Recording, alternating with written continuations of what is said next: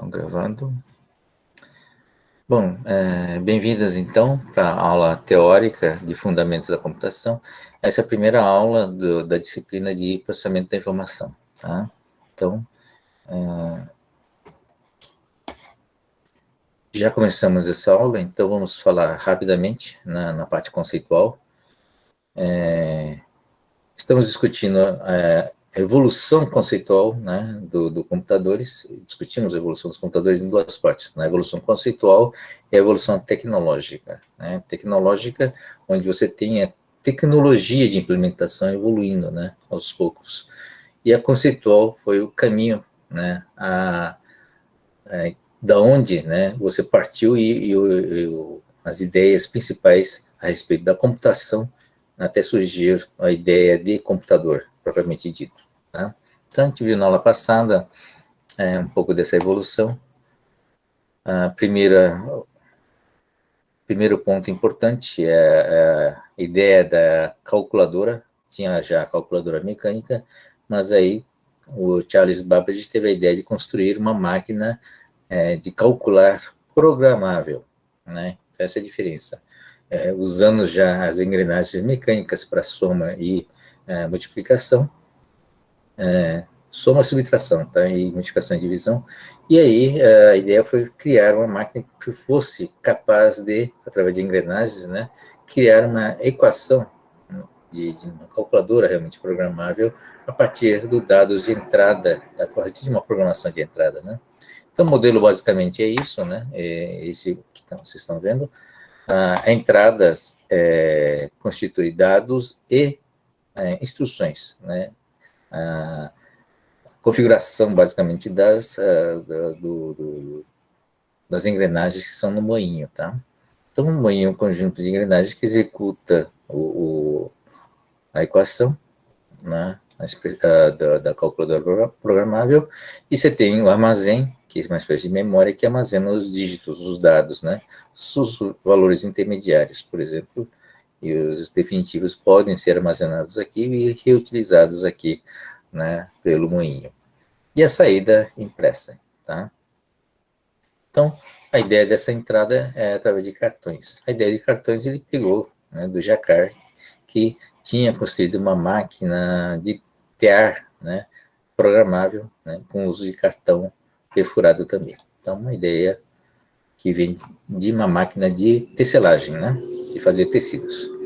Bom, a Ada é um nome importante, porque foi considerada a primeira programadora, né, de um computador que nunca existiu. Que esse computador do Babbage, ele fez a concepção, mas efetivamente ele não conseguiu implementá-la devido à complexidade mecânica da época, né? Tá. Então, mas ela conseguiu imaginar, né, algumas coisas interessantes, né? Que 200 anos depois vocês estão aprendendo de novo, né, nessa disciplina, tá? A ideia de subrutinas, que é uma sequência de instruções prontas. Opa, mal aqui, né? Loops, né, que é aquele repetição, laços de repetição, salto condicionais, são desvios condicionais, né? Se determinada condição, salta, aqui no caso salta cartões, né? Salta um certo número de cartões, tá? Ou não, continua. Isso, e aí um outro conceito, um pouquinho depois que surgiu, depois de Babbage, né? Quase 60 anos depois, usando novamente cartões perfurados, cartões de papel perfurados, né? Foi a ideia de processamento de dados. É uma máquina que basicamente lê esses cartões no pontos onde tem a perfuração e faz uma contagem, né? Só que além de fazer a contagem, por exemplo, você faz as colunas como sendo questões e as respostas, né, nas linhas.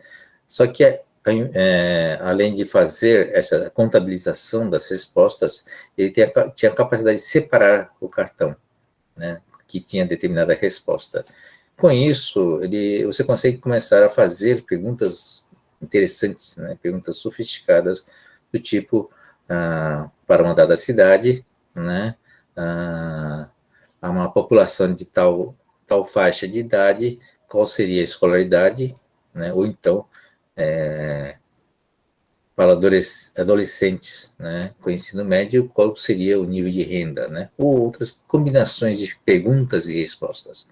Então, é uma área que a gente chama de processamento de dados, né, e a partir dali você consegue gerar uma série de estatísticas, né, e extrair uma série de informações desse censo ou desse questionário, tá?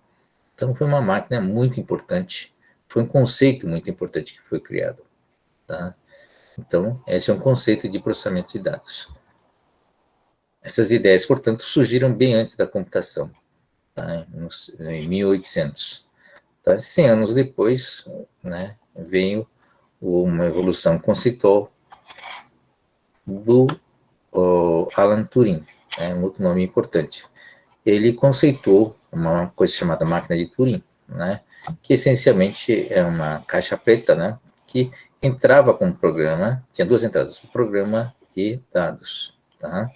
E o programa tinha a função de executar uma sequência única de instruções, tá? Uma sequência fixa de instruções, tá? E, basicamente, esse programa era, como se diz, instruções para a máquina, é uma implementação na forma de instruções de um algoritmo, tá? Então, ele conceituou o algoritmo como sendo uma lógica, né, a partir do qual o computador executaria as suas instruções. Então, você tem um algoritmo, que a ideia é basicamente uma ideia sequencial, né, de comandos, que executaria uma determinada função em cima dos dados, tá? E esse algoritmo seria traduzido em linguagem de máquina, quer dizer, linguagem de programação. E essa linguagem, esse programa, na verdade, seria uma consequência do algoritmo. Tá?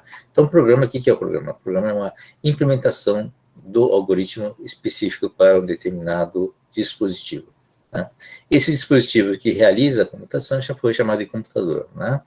Então, com esse esquema, né, com essa ideia de algoritmo e com dados de entrada, é possível você criar, ou se implementar, na verdade, através de algoritmos, a ideia, por exemplo, de uma calculadora programável ou de processamento de dados.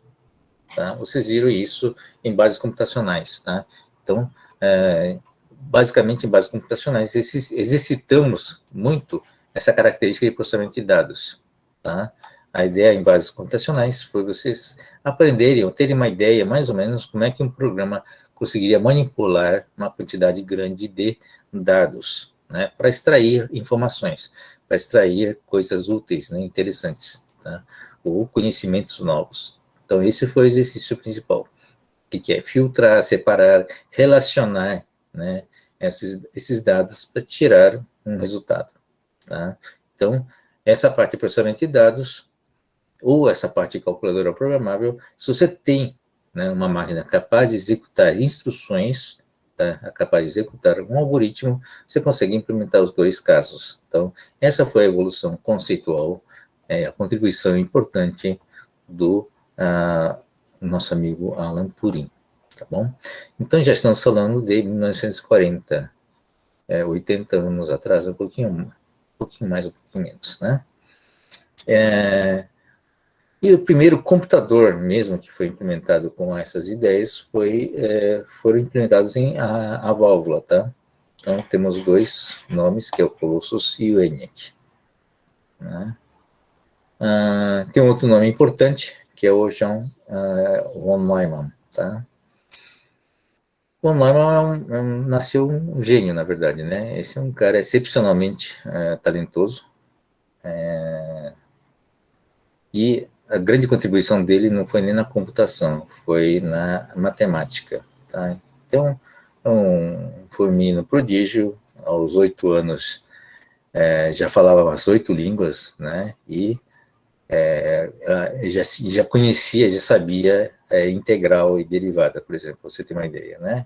Então, excepcional, é uma inteligência excepcional, mas ele teve duas grandes vantagens. Primeiro, ter nascido inteligente. E o segundo, que é o mais importante, ter nascido numa família rica, né? Na verdade, o pai dele era também muito inteligente, mas era ministro da finanças, né? Da antigo Império Austro-Húngaro.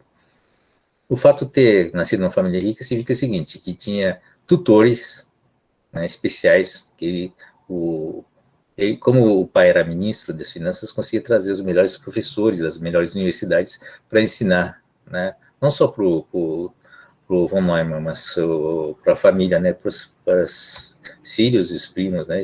Então tinha uma aula particular. Então, no fundo, é o seguinte, ele sabia integral porque tinha professor que ensinava integral para ele, para um menino de 8 anos, né. Então, são duas coisas excepcionais que fez com que ele fosse, na verdade, na geração dele, era um matemático imbatível, né? Foi considerado o melhor matemático da geração dele, tá?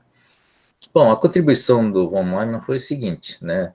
Ele não construiu o computador, né? Não construiu o ENIAC, mas o ENIAC, por ser um projeto militar, aqui, né? Tá? O von Neumann atuou como foi contratado pelo exército americano para ser como se diz, acompanhamento, né, fazer o acompanhamento e o consultor, né, do computador, né, dessa construção. Tá?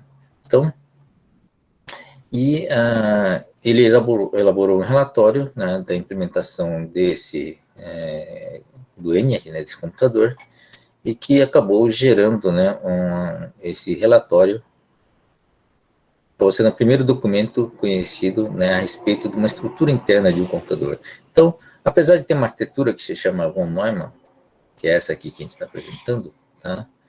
A gente vai discutir depois, ele provavelmente não foi o criador dessa arquitetura, ele provavelmente pegou a estrutura do ENIAC e depois transferiu num documento, e esse documento, como estava o nome dele, acabou sendo associado a ele, né, tá? Mas é interessante que ele fez uma análise mais filosófica e mais conceitual do que vem a ser um computador, né? Então, o Turing contribuiu com o conceito da computação e o von Neumann com a ideia, né, de uma implementação física, que seria o computador. Então, são os dois nomes muito relevantes, né, nessa área. A arquitetura de von Neumann é famosa até hoje porque nossos computadores utilizam ainda esta arquitetura, né, principalmente os computadores monoprocessados, tá? E hoje é tudo multicore, né? Tem vários núcleos de processamento dentro de um único chip. Mas basicamente são vários elementos de von Neumann, né, juntos, né? Tá? Então, o que ele conceitou? A ideia de unidade central de processamento, né? Que acho que é mais fácil olhar aqui e depois comparar também com a ideia da arquitetura cadê? O nosso amigo Babbage, tá bom? Então vamos dar uma olhada com atenção aqui, né? Você tem uma entrada, você tem uma espécie de memória e você tem uma unidade que faz as contas, né? Que realiza o processamento e tem a saída. Vamos ver como é que ficou na arquitetura do von Neumann. Tá aqui a entrada, né? Tá, a entrada. Nós temos a unidade lógica aritmética, a gente chama de ULA, tá? Que realiza e executa as instruções, e a saída. E tem uma coisa chamada memória. Ué, mas, espera aí. Qual a diferença dessa arquitetura com a do Babbage, né? Na sua essência é quase nada, né? Tá? A única diferença importante, a contribuição importante nessa arquitetura do von Neumann é a ideia de colocar na memória não só os dados, mas também o programa, os dados e as instruções. Tá? Von Neumann teve essa ideia, né, de colocar isso, os dados e as instruções na memória, a partir do próprio cérebro humano, né? Ele percebeu que o cérebro humano, porque a máquina que processa, a melhor máquina que processa, né, realiza processamento, a gente sabe que é o próprio nosso cérebro humano, né? Tá? Então, nada como tentar entender como nós fazemos o processamento para tentar implementar isso fisicamente, tá? De uma forma artificial, tá? Então, qual que foi a ideia ao colocar as instruções também, né? No Babbage, as instruções vinha junto com os cartões, né? Tá vendo aqui, ó? Os cartões que executavam, os cartões que executavam as instruções, tá? Então fazia parte das entradas, tá? Entrava com o número e entrava com instruções, comando, tá bom? Ao colocar o programa na memória, tá? É a primeira grande vantagem, né? Ele fica muito mais rápido de executar, tá? Não depende da velocidade de entrada, tá? Então você consegue fazer, e estando o dado disponível aqui, você consegue fazer um processamento muito mais rápido. A velocidade passa a ser só dependente do acumulador e do link que está aqui, né? Da velocidade de conexão que está aqui, tá? Então, e acima de tudo, ele modelou com o cérebro humano porque a gente não tem os dados de entrada, mas normalmente nós temos na nossa memória também como lidar com as coisas. Nós armazenamos também como trabalhar, né? Como realizar o processamento. Nós sabemos, nós aprendemos como processar, né? Aprendemos como realizar esse processamento e depois armazenamos isso, né, na nossa própria memória para ser utilizada quando precisar, tá? Então, isso foi a inspiração do von Neumann para fazer a mesma coisa com o computador, tá? Então, ele é bem similar a isso. Então, esse é o modelo básico da arquitetura von Neumann que é utilizado até hoje, né? Nós chamamos essa unidade aqui de CPU, né? Central Processor Unit, que é processador, unidade de processamento central, né? Temos uma memória, normalmente nos computadores são aqueles chips pentes de memória, tá? Tem uma unidade de controle, a unidade de controle normalmente está junto ao CPU, né? A ULA e a unidade de controle fazem parte. E as entradas e saídas, né? Diversos dispositivos de entrada e saída que, na forma de bit, na verdade, no nosso caso, para poder fazer o processamento, tá? É isso. Tá. Então, essa é a arquitetura que foi elaborada na década de 40 e que a gente utiliza até hoje, tá? Depois tem umas evoluções tecnológicas, né, que a partir do conceito de computadores, né, nós tivemos essas evoluções. Então, a primeira geração foi válvula, depois transistores, a terceira foi de circuito integrado, e a atual é a de quarta geração, que é VLSI.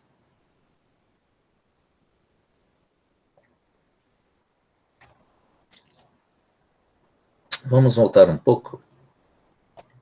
Então, vamos voltar aqui, né? Então, o relé eletromecânico, né, e nem as engrenagens não foram consideradas como gerações de computação, porque a própria ideia da computação não tinha surgido ainda. Tudo bem? Então, o computador efetivamente passa a existir, né, já na década de 40, a partir da ideia da válvula, né, de utilizar a válvula para implementar essas arquiteturas. Tudo bem? Existiu antes uma implementações, cadê? Aqui, né? Por relé eletromecânico, né? Que basicamente implementava a arquitetura do Babbage, que está aqui, né? Relé eletromecânico, mas também, veja, 1944, tá? Uma contribuição importante, o Atanasoff, né? Ele demonstra somador binário, né? Quer dizer, para nós não vamos ter oportunidade de explicar essa parte de binária, né? Mas o somador binário foi muito importante, foi muito relevante, né? Para transformar o computador, né, de um sistema decádico para ser um sistema binário, tá? Então, foi a prova de que um bit também é número, né? Então, se somar em decimal ou somar em binário, o resultado não teria diferença, tá? Então, a partir dali, foi a válvula, os transistores e circuitos integrados foi utilizado, na verdade, como elemento de chaveamento, tá? Do bit. Então, são todas gerações implementando computadores baseados em bit. Primeira geração é a válvula, segunda transistor e depois circuito integrado, né? Circuito integrado, qual a diferença entre circuito integrado, que é da terceira geração, e o VLSI? A ideia de circuito integrado usa silício também. Bom, o silício é um semicondutor, tá? Na verdade, não precisa ser só o silício, pode ser a sedenita de gallium também, que é um material semicondutor. Então, qual que é a ideia? Tem diversos materiais semicondutor. O que é um semicondutor? Normalmente, ele não é nem condutor e nem isolante, tá? Colocando-se uma carga em íons livres, né, ele se torna condutor, ou retirando esses íons, ele se torna um isolante, um bom isolante. Então, qual que é a ideia com o circuito integrado? Foi conseguir usar o silício como único material, né, e a partir da dopagem desse material, silício, né, silício puro, né, ele conseguir ter regiões que são condutoras e regiões que são isoladas. Tá? É um processo químico, na verdade, né? Você pega, por exemplo, uma máscara, né? Põe uma máscara e em lugares onde se tem uma abertura na máscara, você descarrega um material, por exemplo, pulveriza um material que seja um dopante, né? Que penetra no silício e transforma ele, por exemplo, num condutor, né? Que você consegue colocar íons livres, né, nessa área. Da mesma forma, você tem outro material que retira esse íons, né, para torná-lo isolante.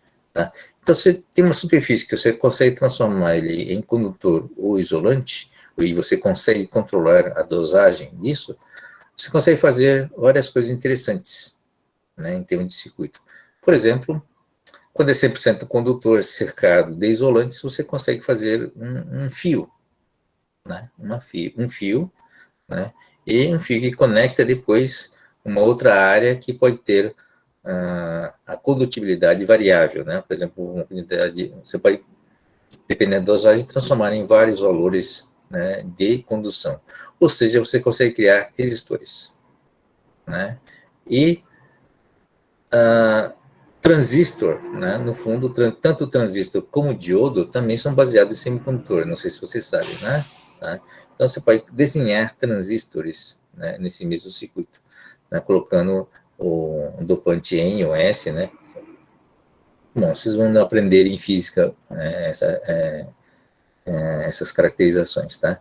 E aí você consegue fazer com que o silício se transforme num transistor, num diodo, tá? E com dois condutores em paralelos juntos, né, com um isolante no meio, você consegue fazer um capacitor, tá certo? Até dá para fazer um indutor, fazendo um loopzinho, mas aí é muito complicado normalmente, você não tem uma grande indutância, mas capacitor você consegue fazer com grande capacidade. Aí no fundo, se você tem resistor, capacitor, transistor e diodo, você consegue implementar um circuito eletrônico. Certo? Então, essa foi a ideia de circuito integrado. A partir de um único material chamado silício, e a partir de um processo de dopagem, eu consegui fazer nesse silício vários desenhos de uns circuitos eletrônicos. Tá? E aí, o circuito eletrônico pode ser um circuito eletrônico analógico, né, implementando um rádio, por exemplo, num único chip, né, ou um circuito digital, né, se eu implementar, por exemplo, né, uma lógica, as portas lógicas e colocar um circuito digital lá dentro. Tá? Então, essa foi a ideia dessa terceira geração. Tem uma pessoal que inventou, né, o circuito integrado. Tá? E até aí é considerado uma etapa importante, tá? Em termos de evolução. Mas vocês podem reparar que tanto a válvula transistor como o circuito integrado foram criados, são tecnologias criadas não necessariamente para a computação. Tá? A válvula foi criada para rádio, transistores para circuitos eletrônicos analógicos de maneira geral, e circuito integrados, principais aplicações, né, justamente nessa área de produtos eletrônicos, né, de consumo. Tá? Então, a quarta geração, que é transformar circuitos integrados com transistores cada vez menores, né, essencialmente transformar nos circuitos integrados, usar a tecnologia de circuitos integrados para fazer circuitos cada vez menores, principalmente para aplicação digital, foi chamado de VLSI, né? Redução de escala, né? Em larga escala, né? Grande quantidade de transistores, né? em espaços cada vez menores, tá? Então, é uma diferença em relação ao circuito de integral de maneira geral, porque na grande maioria das aplicações, na área de circuitos analógicos, não interessa fazer um transistor pequeno. Tá? Então, se eu falar, por exemplo, em aplicação de controle de motor, né, onde você tem o circuito integrado, que é analógico, a parte do driver, né, você está usando potências elevadas às vezes, né? E aí não dá para fazer transistor pequeno, ele queima, não dá corrente, né? Da mesma forma na área de rádio, né? Na área de rádio com potência, você tem circuitos integrados que não necessariamente tem um transistor pequeno, tá? Porque você precisa ter um transistor razoável para ter potência de transmissão, tá? Então, toda a parte de controle de potência, né, mesmo nas câmeras digitais, até toda a parte de sensibilidade, toda a parte analógica, né, são utilizados circuitos integrados, que não necessariamente são transistores pequenos. Tá? O único lugar que interessa ter transistor pequeno, né, é justamente nas aplicações de circuitos digitais. Tá? Então, essa é a evolução que nós temos hoje, tecnológica. Os transistores são cada vez menores, né? E a cada transistor que fica menor, implica o seguinte, que eu tenho uma densidade maior, eu consigo ter um processador mais poderoso para um chip, o mesmo tamanho de chip, tá? Ou seja, para o mesmo processo de fabricação, eu consigo ter um processador mais rápido. Por que fica mais rápido? Ao reduzir o transistor, você reduz a distância, né? E reduz também a energia necessária para chavear o transistor, ligar ou desligar o transistor. Tá? Só com isso, quer dizer, a velocidade de ligar e desligar fica mais rápido porque a carga é menor, tá? A distância é menor. Então, só o fato de você reduzir o tamanho faz com que o processador seja mais rápido. E ao reduzir o tamanho, você consegue tem que colocar também mais bits, né, na memória. Tá? Então, você tem chips de memória mais densos. Tá? Então, essa é a batalha, né, que a gente vê quase em 40 anos, né, essa discussão, essa briga dos fabricantes terem transistores cada vez menor. Né? Tá bom? Então, essa é a quarta geração, que é a única dessas quatro gerações, e a quarta geração é a única que foi desenvolvida especificamente para a computação. Né? As demais têm outras aplicações. Bom, o conceito da computação continua evoluindo também, né? Depois do Turing. Né? Então, entre a década de 40 e 80, né, você teve, fundamentalmente, foi uma evolução tecnológica que saiu da válvula para o transistor, né? Desculpe, para o VLSI. E, juntamente com isso, você começa a ter o computador cada vez mais poderoso, né? Em termos, né, de memória e termos de velocidade. A estrutura é a mesma, né?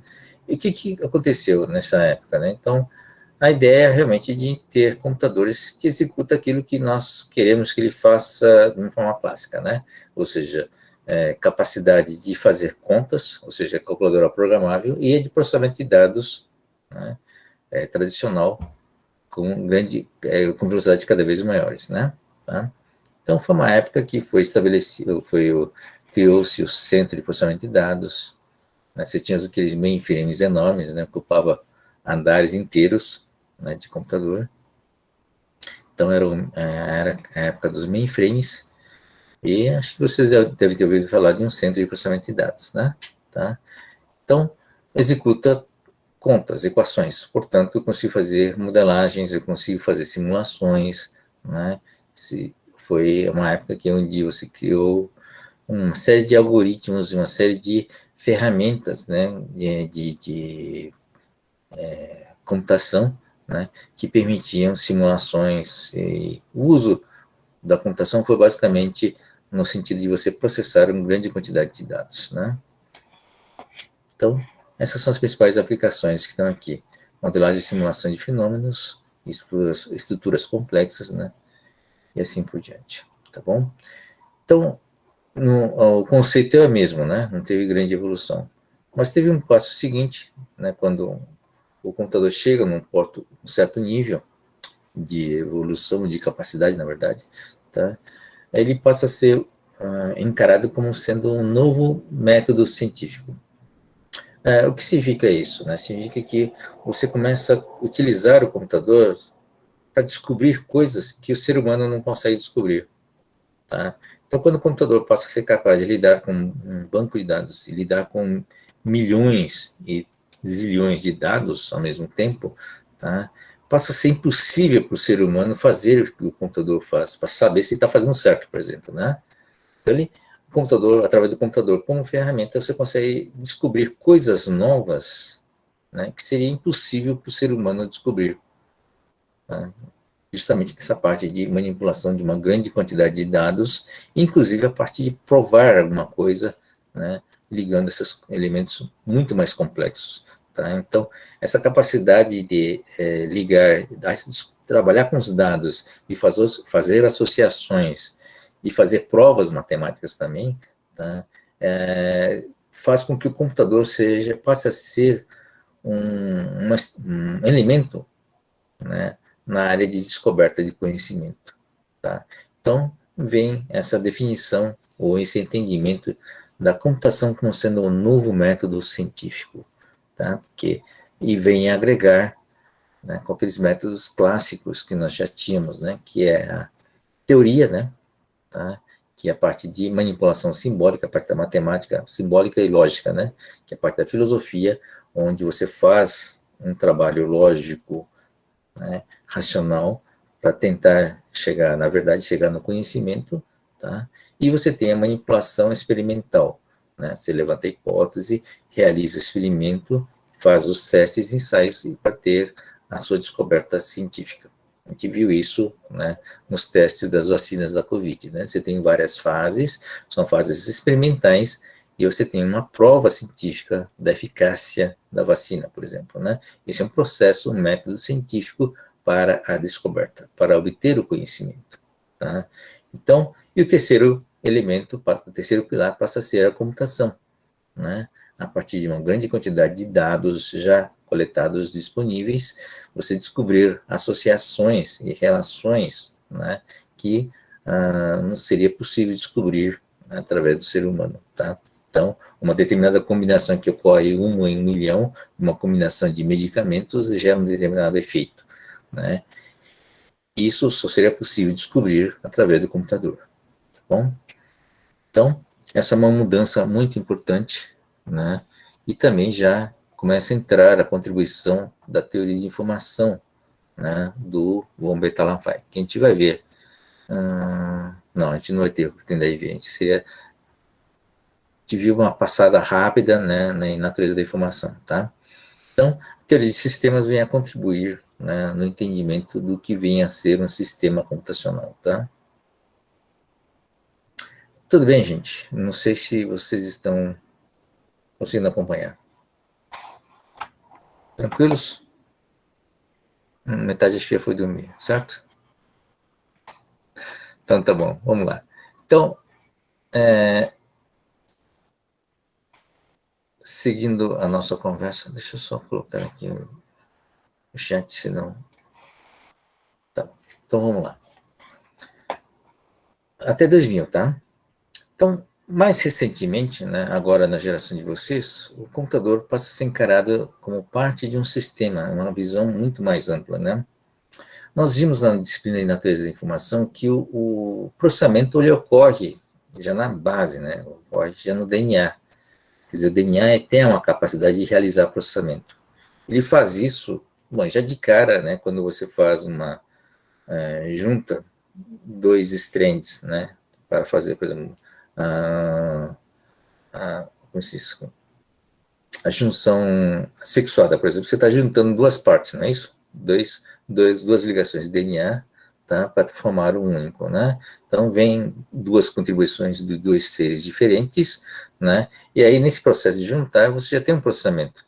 Tem algumas coisas que ficam ativas, alguns genes que ficam ativos, e outros são recessivos, né? Eles se recedem, tá? Isso, no fundo, já é um processamento, tá? O próprio DNA, no seu processo de transcrição, também realiza um processamento a partir dessas proteínas, tá? E também tem o próprio gene, né? O gene pode ser ativo ou desativo, pode ser ativado ou desativado a partir de proteínas que vêm do ambiente ou de uma condições específicas, né? De fase de evolução, ele vai mudando e alguns genes são ativados ou desativados ao longo da existência, né? Então, o próprio DNA já faz processamento. Depois nós vimos que o nosso cérebro também, através de sinapses, através da conexão entre os neurônios, nós temos operações de processamento sendo realizadas pelo neurônio. Então a natureza já realiza uma série de coisas que a gente chama de processamento da informação. Tá? E, sob a ótica de sistemas, tá? O computador passa a ser um dos elementos, junto aos demais, que também realiza processamento. Então, a visão, né, sistêmica hoje é o seguinte: você tem todo um planeta, né, toda uma ecologia, onde você tem vários elementos que realizam processamento, inclusive o computador. Todos eles interagem entre si, né, num processo de um sistema de informação. Tá? Então, é um sistema onde a informação flui, né, e você cria um ecossistema de informação, tá? Onde as informações são transformadas, são interagidas, né, e aí resulta num processo dinâmico que vai se mexendo, você vai se movendo, vai evoluindo, né, ao longo do tempo. A evolução não é só física, não é só econômica ou estrutural, né? A evolução ocorre de uma forma da informação também. A cultura, não só a cultura como conhecimento, ele tem características dinâmicas, né, próprias, né, de uma ecologia da informação, tá? Então essa é uma visão hoje do computador. O computador não como um elemento isolado, mas elemento como parte de um processo. E aí, quando o computador vai fazendo parte da vida do nosso dia a dia, né, tá? Através da ubiquidade, você vai tendo dispositivos que você vai interagindo, né? Pode criar uma simbiose futura entre um dispositivo computacional e o ser humano, né? Pode aumentar muito a dependência, no caso do ser humano, né? No fundo, você perde um pouco de independência, mas em compensação, você adquire a partir de um terminal, que é um celular ou de um smartphone, você adquire um acesso a uma infinidade de conexões, infinidade de conhecimentos armazenados no computador e também, né, de conhecimentos através das pessoas que estão conectadas através, né, desses dispositivos. Então, há uma mudança social, não só social, mas computacional, uma mudança no sistema de distribuição e agregação de informações. Tá? Então, o computador passa a ser parte passa a ser inclusive não só parte, mas como um viabilizador dessa nova dinâmica do fluxo de informação. Tá? Então, essa é uma visão mais atual do que vinha a ser o computador. Ele não é um dispositivo isolado por si só, tá? Mas ele é um viabilizador de uma série de coisas envolvendo o fluxo de informação. Tá? Então, essa é o seu conceito atual, né?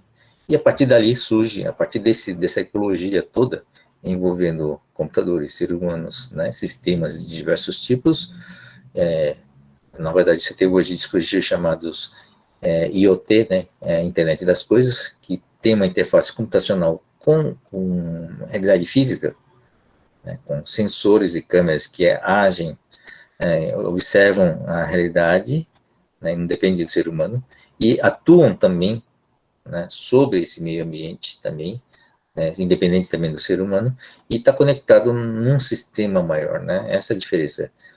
As câmeras e dispositivos sempre existiram, né? Mas só mais recentemente eles foram integrados a um sistema maior através da internet, tá? Então você tem um ambiente ecológico, na verdade, né, sob o ponto de vista de informação. Você tem uma camada de informação que está tudo interconectado e que a partir desta interconexão pode surgir, né, alguma coisa interessante. Ou esse conjunto pode evoluir num sentido interessante, ou não, né? Isso depende de nós também. Tudo bem? Bom, falei bastante. E aí, tudo bem? Estão conseguindo acompanhar? Sim, professor. Estão acordados?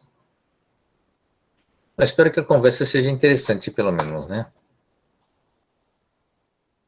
Então, tá bom. Então, essa é uma síntese, né? Sob o ponto de vista conceitual, né? A partir da década de 40, né? Com as ideias, o conceito que veio do nosso amigo Turing. Opa. com dificuldade de ativar o mouse. Tá aqui. Do Turing, né? Tá? Do computador propriamente dito, da computação, né? Vem essas evoluções como método científico e agora como processo de informação. Computador ou a computação como parte de um sistema aberto, né? Sistema complexo. É sistema complexo porque está envolvendo muito mais elementos do que antigamente, né? Ele deixa de ser uma caixa preta para ser uma parte de um elemento muito maior, tá? Então, é uma visão do computador sendo integrado ao nosso modo de vida, né? O nosso modo de lidar com a informação, na verdade. Tá? É isso. Então, sob o ponto de vista de caixa preta, é uma coisa desse tipo, né? É um pouco de... Não sei se vocês chegaram a ver na natureza de informação. Os meus alunos, né, eu cheguei a apresentar isso, né? O que é um sistema de informação. Então, ele não necessariamente está isolado, né? Como sendo um hardware, não é um computador só. Mas o software também é parte do sistema de informação. E pessoas, né? Tá? É muito importante as pessoas. Então, você tem uma relação aqui para formar um sistema de informação. Mesmo que você encare um computador sozinho, realizando uma determinada função, imagine um computador realmente que faz uma coisa só. Né? Sei lá, um computador que faz um relatório, por exemplo. Tá? Então, você tem um computador que faz o processamento, tem memória, tem disco, essas coisas todas, fazer o relatório. Você tem um software, não é isso?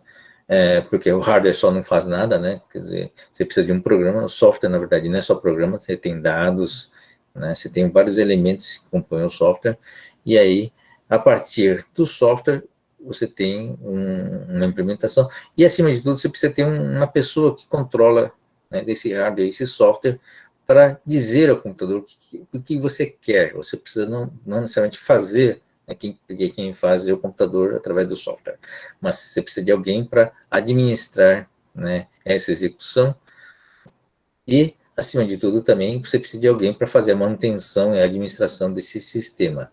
Tá? Então, o software básico, por exemplo, precisa ter uma interface com a pessoa. Mesmo que a função de fazer relatório não exija uma interface humana, mas pelo menos uma pessoa precisa ter acesso ao software para disparar o software, precisa entrar com os dados, ou seja, precisa de um mínimo de interface com o usuário para que aquele sistema funcione, para que esse sistema de geração de relatório funcione. Tá? Então, essa é a ideia. Tá? O sistema, por si só, ele não é autônomo, o hardware software não é o suficiente para ser um sistema de informação, vai sempre precisar de uma pessoa aqui como parte do sistema, né, para operar, para gerenciar e para administrar e para fazer manutenção desse sistema. Tá? É uma caixa que, para ele continuar funcionando, ele precisa de pessoa. Então, esse é uma visão de um sistema de informação. Tá? Então, pela visão de sistemas, né, você tem essa fronteira, realiza uma função, e essa função precisa desses 3 elementos para executar, né, essa função. Tem as interfaces de entrada e a interface de saída, tá? Sobre a visão, né, de o que vem a ser um sistema de informação, você consegue modelar isso, né, desta forma aqui, modelo simplificado, é uma caixa preta. Então, onde a hardware, software e pessoas está dentro dessa caixa que faz um processamento. Esse é um modelo que a gente cansou de ver, na verdade, né? Deve ter visto já em bases computacionais, né? Da ciência, tá? Então, você tem entrada, processamento e saída. É muito utilizado também, esse modelo é muito utilizado na nossa disciplina, justamente para tentar especificar essa parte de processamento. Tá? Por quê? Se abstrai o hardware, né? Porque hoje hardware você encontra em qualquer lugar, muito da execução do software independente de hardware, tá? E aqui a gente abstrai isso aqui como sendo basicamente o software, né? E qual é a função do software? A gente especifica a entrada e especifica principalmente o que queremos na saída, né? Então, a partir desse modelinho aqui, a gente trabalha, né, a ideia de processamento. Tá? Processamento de informação, vocês vão ver muito das formas, né, de a gente especificar um sistema de informação, ou propriamente o software em particular, tá? A gente usa esse modelinho que está aqui. Mas a gente precisa tomar muito cuidado com os modelos que simplificam, né? Tá? Uma vez que tem esse modelo aqui, o processamento então passa a ser uma caixa preta onde realiza uma determinada função, né? E aí você pode juntar aqui num sistema maior, você junta as funções nessas caixinhas. O sistema é isso, né? É um conjunto de caixinhas, conjunto de partes. Então, isso aqui faz relatório, isso aqui faz coleta de dados, isso aqui faz uma interface com o usuário para ter uma escolha de relatórios adequadas e assim por diante. Então, você tem várias caixinhas, né? E no caso, no modelo de programas orientados a objeto, cada uma dessas caixinhas são objetos, né? Tá? Ou você cria objeto a partir de classes, né? Classes é a ideia de modelo, de ter um modelo a partir do qual você instancia essas classes em objetos, tá? Então, essa é a modelagem, essa é a ideia básica de programação orientada a objeto. Bom, só que a gente tem que tomar sempre cuidado com modelos, né? Nós vimos em sistema de informação, desculpe, em natureza da informação, que modelo ele é uma abstração da realidade. Tá? É uma simplificação, uma visão parcial do que a realidade é. Tá? Por isso que a gente precisa tomar cuidado com os modelos. Pode induzir alguns erros, né? Aliás, tem um bom exemplo aqui, né? Para mostrar algumas coisas interessantes sobre o modelo. Bom, vocês são todos noturnos, não é isso?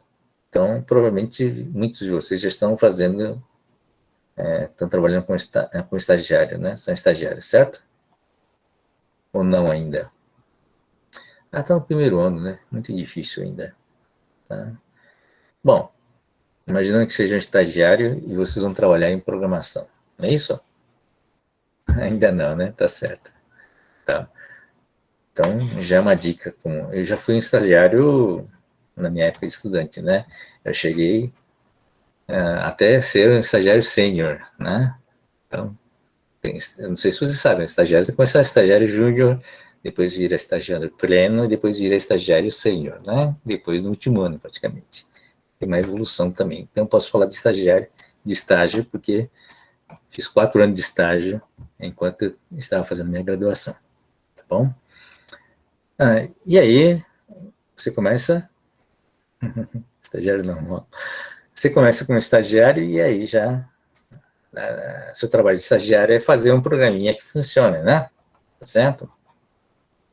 Então, a gente abstrai aqui já o hardware, o hardware, né? Porque o hardware é padrão, não tem muita questão aqui. Mas imagine, então, que você tem um chefe manda fazer um programa, um relatório, né? Aí você é um estagiário competente, faz um relatório caprichado, não é isso? E aí, como todo estagiário, você quer agradar o chefe e quer progredir na carreira de estagiário. Afinal, a carreira de estagiário é longa, né? Até chegar ao estagiário sênior. Aí você fala assim, bom, agora eu fiz um programa caprichado, tá certo? 100% testado, cansei de testar esse programa aqui, não tem mais erro, tirei todos os erros possíveis, né, imagináveis, então meu programa está perfeito, tá? Então eu vou colocar aqui dentro, né, aqui dentro aqui do processamento, um programa, um software 100% perfeito.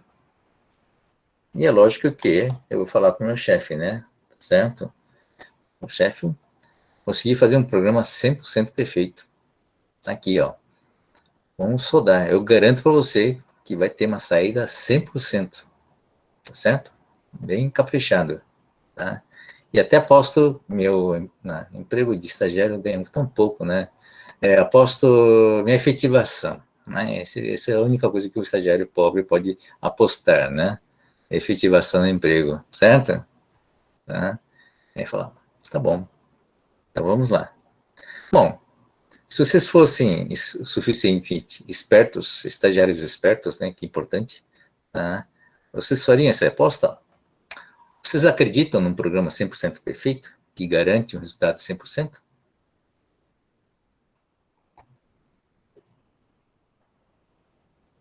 Não.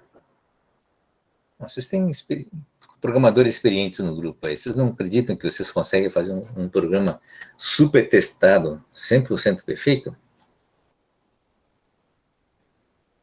Não é possível. Você tem que ter ilusões na vida, né?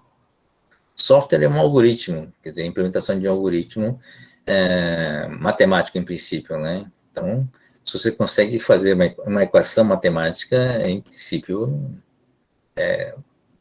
a própria descrição matemática faz com que ele não seja a prova de falhas, né? O problema é implementar a matemática num programa, né? Implementar o algoritmo. Então, normalmente, se você testa o suficiente, é possível afirmar que é possível criar um software 100% sem erros. Tá certo? Vocês não concordam com isso? Pô, 60% é muito ruim, né? Estão mal acostumados, estão acostumados a ver esses softwares que não funcionam, né? Aviões que caem porque o software tem problemas, né? Mas isso não é a realidade, não. Muito software funcionando bem ainda, né? Não pense que o Windows, né, é o melhor dos softwares, viu, gente? Tá? Então é possível, em princípio, tá? Mas se eu puser, por hipótese, que vocês sejam excelentes estagiários, né? E que criam, sabem construir softwares 100% perfeitos, e eu consigo colocar um software 100% perfeito aqui, né? Ainda assim, vocês apostariam, né, a sua efetivação?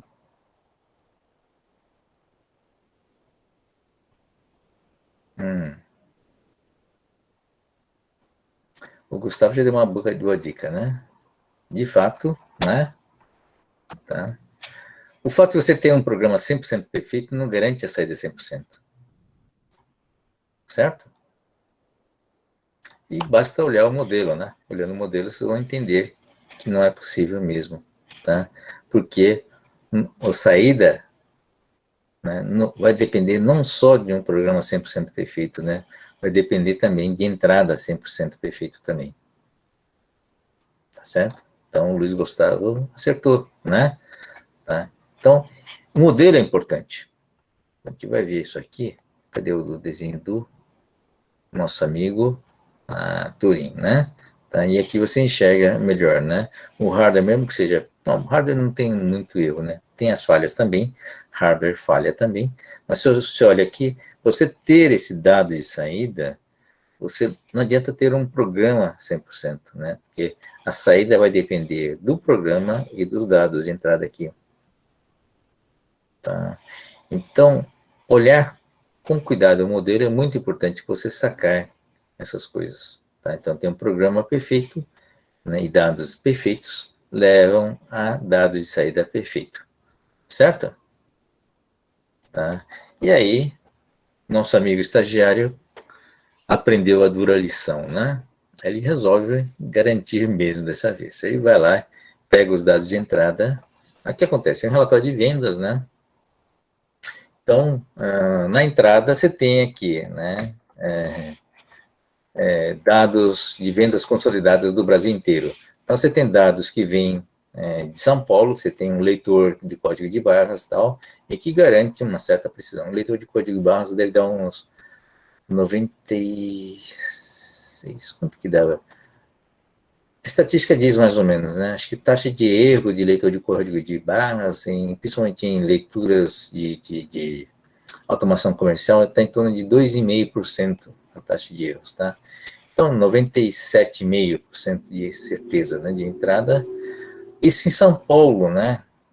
Quando você tem uma cidade grande com todos os ambientes. Mas aí, como é uma consolidação de dados nacionais, você mistura os dados de vários estados e também os dados de, sei lá, é sempre preconceito, mas quem sabe os dados de Manaus, né? Nada contra Manaus, é só uma ilustração, viu, gente? Tá? Não tem ninguém aqui de Manaus, né? Bom, tá lá, né? E que vai fazer uma consolidação de estoque, por exemplo, né? Enquanto que em São Paulo é código de barras, vai lendo com aquela pistola, né, no armazém. Lá em Manaus é um armazém que está no meio do mato, né, no meio da floresta, tá? Não tem luz, não tem nada, e você manda o estagiário anotar numa folha de papel, fazer uma contagem, né? Certo? É o que o estagiário faz, certo? Tá? E aí o estagiário que não é bobo fala, não vou entrar num lugar desses aí que tá cheio de bicho, né? Tá certo? Eu vou pegar os dados do mês anterior, copiar e pronto. Certo? Né? E aí você mistura num programa uma entrada de dados com 97% de precisão e outra que você nem sabe medir a precisão, né? E dá um resultado aqui na saída quando você soma tudo junto. Né? Que tipo de precisão tem isso? Essa é uma das discussões que a gente fez no bases computacionais, né? A propagação do erro, né? Claro que vai depender do peso, né, de cada dado em relação ao conjunto. Então, vai dar uma estatística meio difícil de estimar. Em todo caso, não vai sair perfeito, tá certo? O estagiário foi mais esperto e falou, tá? Com esses dados aqui em São Paulo, eu garanto agora, foi novamente para o chefe apostar, né? Que eu garanto minha saída 100% perfeita agora, tá bom? E eu vou apostar de novo, né? A minha já tinha perdido, né? Mas em todo caso, eu fui apostar de novo a efetivação lá com o chefe. E agora, o que vocês acham? Dá para confiar agora?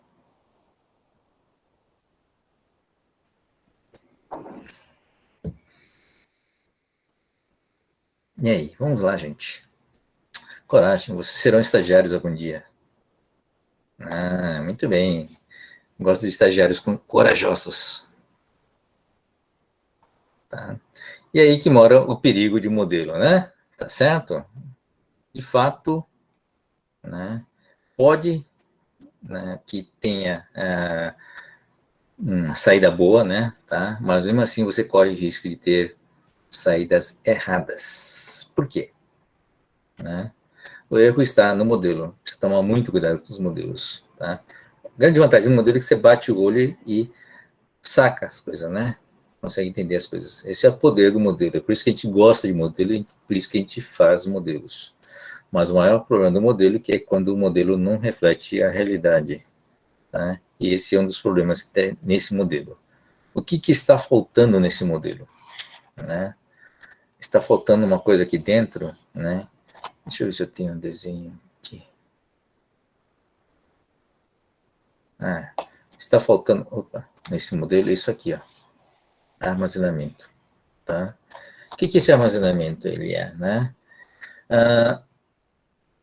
Normalmente, um relatório não depende só da entrada de dados atuais desse mês. Tá? Então, por exemplo, uma projeção de vendas. Né? A projeção de vendas é baseado em estatísticas de vendas anteriores para você saber como as vendas estão crescendo para ver qual será a venda futura. Tá? Então, você faz uma escadinha. Né?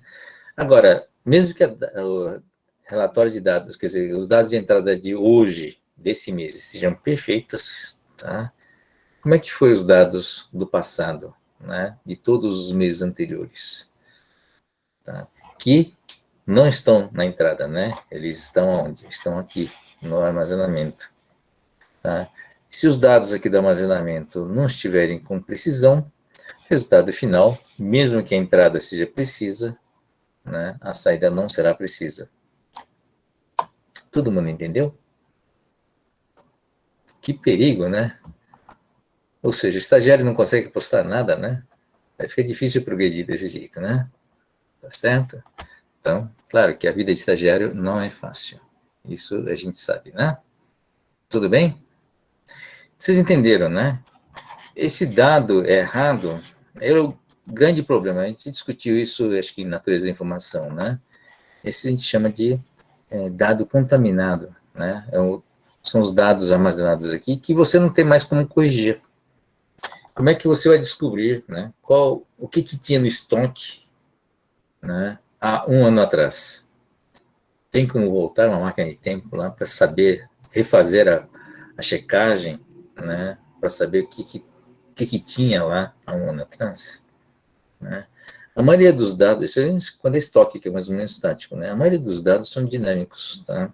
Se você não faz a captura na hora, né?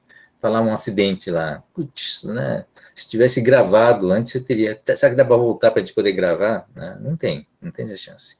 Tá? Passou a oportunidade e você não fez a captura, né? Não pega mais, tá? Então, esse é o maior problema de dados que estão armazenados e que tem erro lá dentro, né? A gente chama de uma base de dados contaminada. Limpar isso custa muito caro, às vezes é impossível e às vezes não compensa você limpar. Tá? O que você pode fazer é ir garantindo a entrada limpa, né, que essa entrada limpa vai entrar no armazenamento depois, e com o tempo, né, e substituindo os dados antigos, né, e vai diluindo o erro. Aos poucos, os erros, né, da saída vai reduzindo com o tempo. Tá? Essa é uma das formas, né, que você tem para controlar. Por isso que a entrada de dados é muito perigosa. Né? Você tem que garantir sempre a melhor entrada de dados possível, mesmo que você não precisa ter uma grande precisão no momento. Porque lembra, né, da natureza da informação, a informação é a parte útil, né, dos dados. Tá? Hoje é isso que eu preciso, mas depois, no futuro, você não sabe qual a precisão que você precisa, ou que tipo de saída você vai precisar, que tipo de informação você vai precisar, que tipo de benefício você consegue extrair. Para isso, você precisa ter um armazenamento, né, mais limpo e mais preciso possível. Né? Tá bom? Vocês entenderam a importância do modelo? Né? E esse modelo ainda não está completo. Tá? Num sistema computacional moderno, você tem mais uma entrada, né, que é a comunicação. Então, qual o papel da comunicação? Que não está desenhado aí na entrada, né? É o papel de um sistema integrado. Tá? Então, quando você põe um computador em rede e quando você começa a pegar dados da rede para integrar, né, na consolidação de informações, você começa a ter a influência da comunicação no processo de saída da informação. Tá? Então, a entrada de dados, por exemplo, está pegando um relatório, mas ele está pegando, através da comunicação, por exemplo, uma previsão de cenários de inflação futura. Tá? Essa é uma informação que não está, né, no armazenamento e nem é parte do relatório de entrada, né, dos dados de entrada aqui.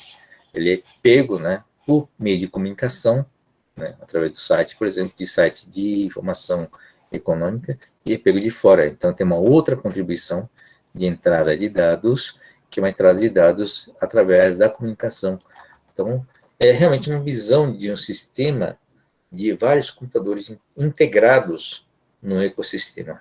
É um sistema de informação. Tá? A gente não pode esquecer essa palavra. Tá?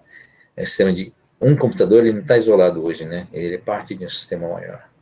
E aí, esses elementos externos também podem contribuir no funcionamento do computador. Ok? Ou na saída desse computador. Tudo bem, gente? Se sentem agora mais confortáveis sendo estagiários? Futuros estagiários? Né? Então, essa é uma lição muito importante, principalmente sobre o papel, né, do modelo nesse processo de entendimento. Tá bom? Então, vocês vão aprender a fazer o processamento, mas não se esqueçam que as coisas são sempre, né, olhe sempre nesse modelo, tá? Para lembrar o que está acontecendo. Aqui tem um elemento importante que é a realimentação, né? E a realimentação tem essa função de checar a saída e bater, né, no que está sendo realizado, tá? Dúvidas? Tranquilo? Estou falando demais? Muito bem, gente. Então vamos bola para frente, né? Bom, aqui já a gente vai entrar um pouco de hardware, tá? Mas vamos tentar ser rápidos aqui. Estruturas de computadores. A gente viu o bit, né? Vocês já viram bit, cansaram de ver bit? E os bits podem ser números, né? Pode ser codificados para ser qualquer símbolo. Lembra do símbolo, não na natureza da informação, né? sinais, imagens, vídeos, ou podem, de maneira geral, representar qualquer informação. E olha que é um bit, né? É o 0 ou 1, né? Bom, esse é um diagrama básico, né, do fluxo da informação. Você tem uma realidade, né, que é a realidade física nossa, né, tá, que é conhecida como mundo analógico. E nós temos uma interface pontilhada aqui, que converte esse mundo analógico, né, em bits, tá? É uma conversão, tá? E essa conversão é chamada de digitalização, tá? Através de dispositivos, né, como scanners, câmeras, conversores analógico digital, tá? Que converte sinal físico, né, tensão, por exemplo, em bits, né? Teclado e mouse, por exemplo, são dispositivos que convertem movimento mecânico em bit, né? Tá? E sensores digitais de maneira geral, tá? Então, através de codificação adequada, eles pegam e transformam a realidade física aqui, lógica, em bit, tá? Uma vez convertido em bit, os bits podem ser armazenados ou processados, né? Ou comunicados. São três coisas que se faz: armazenar, comunicar, né? E processar. E depois de feito esse processamento todo, são dispositivos de armazenamento, são dispositivos de comunicação, e aqui são os processamentos, né? E depois de realizado o processamento, ele volta para a realidade, né? Porque no formato binário não é útil, na verdade, né? Está dentro do computador, a gente precisa tirar de fora do computador. E para isso utilizamos o dispositivo de saída, monitores de tela, impressora, né? Assim por diante. Um disquete, não, você não usa mais disquetes, né, mas um CD de dados, ou mesmo um memória flash, por exemplo, não é um dispositivo de saída. Só o fato de você tirar bit de lá não quer dizer que seja dispositivo de saída, tá? Esses são dispositivos de armazenamento. Da mesma forma, você transmitir um arquivo para um outro computador não constitui uma saída, né, de um dispositivo de saída, porque você não está transferindo isso para um mundo real, né, fisicamente. Tá? Você está simplesmente transferindo bit para um outro ambiente. Então, esse é um caso de um dispositivo de comunicação. Tá? É uma função de comunicação. Apesar de, claro, envolver a comunicação, o armazenamento, envolver uma conversão do bit em uma manifestação física, né? Tá? O bit, para ser gravado, ele precisa transformar, né, em alguma coisa física, né? Para gravar num CD, num Blu-ray, por exemplo, você precisa queimar, né? Você precisa transformar em fóton aquele bit para você poder gravar um disco. Da mesma forma, você precisa transformar em campo magnético para gravar no disco magnético, certo? Esse é armazenamento. Para comunicar, você precisa converter o bit novamente para o mundo analógico, né? Que é converter em sinal eletromagnético, ou você transmitir via ar ou então via cabo, para poder enviar o bit, tá? Mas o que a gente chama de dispositivo de saída é converter esse bit em uma manifestação, né, para o mundo real humano, né? Tá? Então aí são os monitores, né, e tela, né, impressora, vídeo, né, e imagens, né, atuadores, braços robóticos, controle de motor, por exemplo, né, para o nosso mundo, né, real, aí, para se interagir nesse mundo analógico aqui. Bom, dúvidas nenhuma, né? Bom, eu preciso efetivamente digitalizar aqui ou não? Eu não consigo pegar a informação do mundo real e fazer o armazenamento e depois a comunicação de uma forma analógica? Não precisa ser digital? Precisa ser digital? Em princípio não precisa, né? Tá? Toda perda, toda digitalização envolve perdas, tá? Você tem perdas de conversão, né? Você tem perda de informação, na verdade, nesse processo. Você nunca consegue 100% de toda a realidade. Então, às vezes é um processo custoso que não compensa. Você consegue gravar dados analógicos de uma forma robusta e com grande qualidade, tá? Gravações dos Beatles, por exemplo, são gravações que foram realizadas em fita magnética, de forma analógica, que é grande qualidade, que você consegue reproduzir até hoje com grande qualidade, né? Filmes antigos que foram gravados em um processo químico, na verdade, né? Que é fotograma. A fotografia antiga é químico. É grande qualidade também, né? E comunicação também. Até pouco tempo atrás, toda a comunicação era analógica, né? Telefone, celular, televisão, né? Você tinha vários exemplos de comunicações analógicas, tá? Então, por que digitalizar, né? O fato de digitalizar agregou o que, na verdade? O que vocês acham?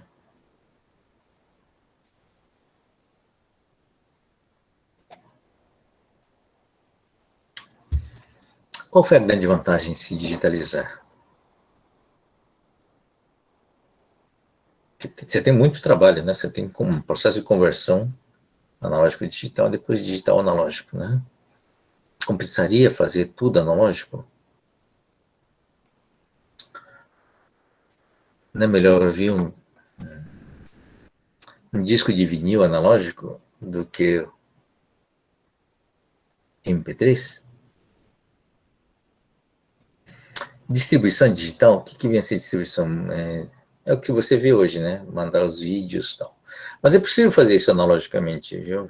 É que não foi investido mais, né? Depois da digitalização, tá? Mas no fundo era possível fazer isso que nós temos hoje de uma forma analógica. O analógico não tem como escapar até hoje, né? Um celular tem sempre circuitos analógicos para fazer a comunicação, por exemplo, né?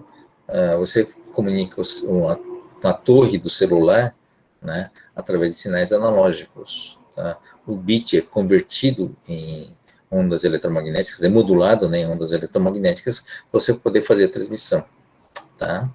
Então, muita coisa no celular ainda tem circuitos eletrônicos clássicos, né? Não é digital, não tem como fazer uma comunicação digital, tá? É digital para modular o bit, né? Então, mas existe um grande elemento importante, né, que a gente viu em natureza da informação, que é o processador, tá? Esse cara faz a diferença. A grande vantagem de você converter em bit é justamente para poder usar o processador, tá? E com o processador, a gente consegue fazer umas coisas interessantes que o analógico não consegue fazer. Uma das coisas que ele consegue fazer, por exemplo, é compressão de dados. Tá? Você sabe que hoje o que viabilizou, o que tornou o celular de celular analógico para digital, ou uma TV analógica para o digital, né? E todo um processo de digitalização, principalmente nesses meios de consumo, onde envolve áudio e vídeo, foi compressão de dados. Tá? Você pode ver todos os produtos de consumo hoje 100% tem algum tipo de compressão, algum algoritmo de compressão. Tá? É tão importante, né, que é o elemento-chave, a compressão é o elemento-chave que viabilizou uma série de produtos. Tá? O DVD foi o primeiro produto do CD, que gravava só áudio, teve um tempo de evolução para a criação do DVD, que é um produto onde você tem filmes, né, num disco do mesmo tamanho de um CD. Tá? O DVD foi uma evolução tecnológica que envolveu principalmente você conseguir colocar mais bits dentro do mesmo CD. Claro que melhorou a qualidade do material para permitir gravar bits menores, tá? O laser também melhorou, mas só isso não foi suficiente. Isso melhorou, por exemplo, aumentou em 8 vezes a capacidade de bits, o número de bits gravados dentro do mesmo tamanho, do mesmo disco. Mas 8 vezes não é o suficiente para você colocar um vídeo, tá? Onde cabia só música, 2 horas de música, não dá para colocar 2 horas de vídeo se for só isso, tá? Então, o que mudou? Foi justamente a compressão. tá?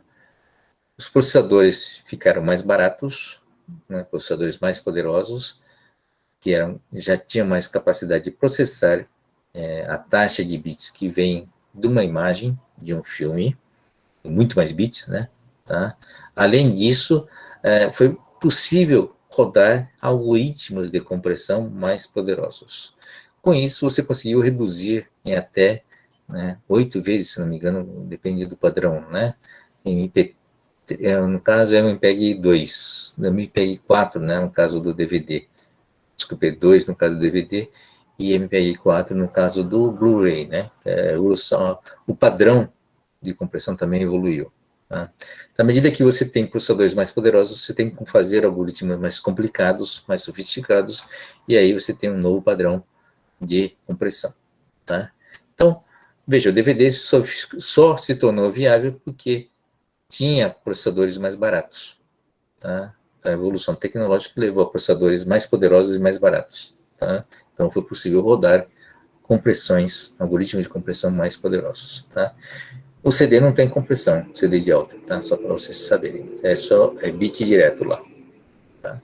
Então, a compressão tem um papel fundamental nos produtos de consumo hoje. Então, o celular, o smartphone foi tornado digital justamente pela capacidade de compressão, né, na comunicação e no armazenamento. Tá? Então, TV a cabo, tá? Todos os produtos digitais de consumo que vocês imaginem têm algum algoritmo de compressão e, portanto, envolve processamento. Além disso, o processamento é o grande X da questão, né? É o que transforma os dados em informação e que transforma a informação no conhecimento. Então, é o grande potencial. Vocês lembram a evolução conceitual do computador? Computador para descobrir conhecimento, computador como parte do sistema.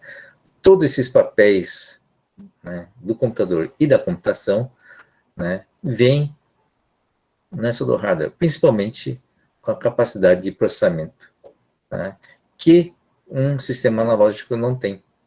Essa é a única coisa que o sistema analógico não consegue fazer. Você consegue ter um sistema de transmissão de informação, comunicação de informação analógica, 100% analógico. Você consegue ter um sistema de armazenamento 100% analógico, que, aliás, é muito mais confiável, na verdade, tá? Mas você não consegue ter um processamento que é analógico, apesar de que o cérebro humano é analógico, né? O processamento é analógico, tá? Hoje em dia é tudo digital. Motivo pelo qual, né, se digitaliza quando se envolve um sistema que tem grande volume de informações. Você digitaliza tudo e faz o processador trabalhar, né, essas informações digitais. Tá certo? Então, esse é o principal motivo de se digitalizar, por causa do processamento. Tá? Então, processamento significa que eu vou ter processadores cada vez mais baratos, né, e, principalmente, né, poder rodar software. Tá? E poder rodar software significa que vocês poderão trabalhar, não é isso? Processamento da informação é justamente gerar os algoritmos, os programas, né? Pegar o algoritmo e transformar em programas que irão rodar ou vão fazer o processamento. Tá? Então, essa grande flexibilidade de aplicações, né, que faz com que a digitalização vale a pena. Tá bom?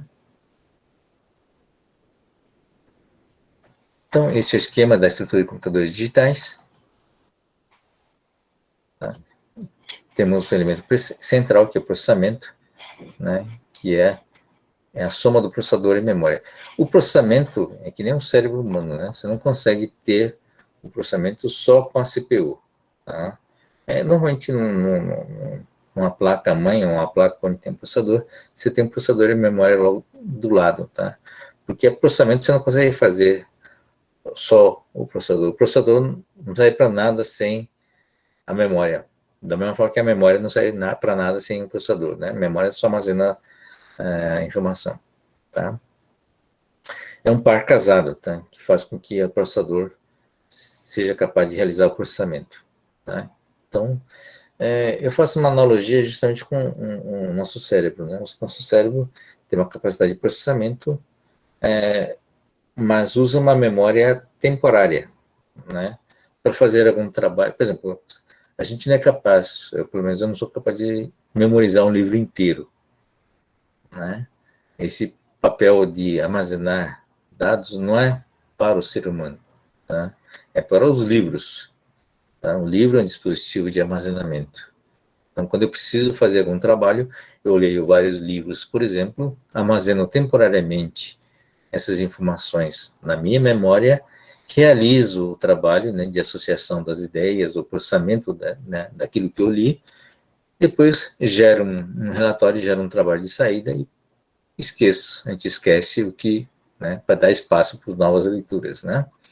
Então, nosso cérebro não serve para armazenar de uma forma permanente as informações e também de uma forma precisa, né? E quem cabe esse papel um livro ou então um dispositivo de armazenamento. Tá? O computador é a mesma coisa, tá?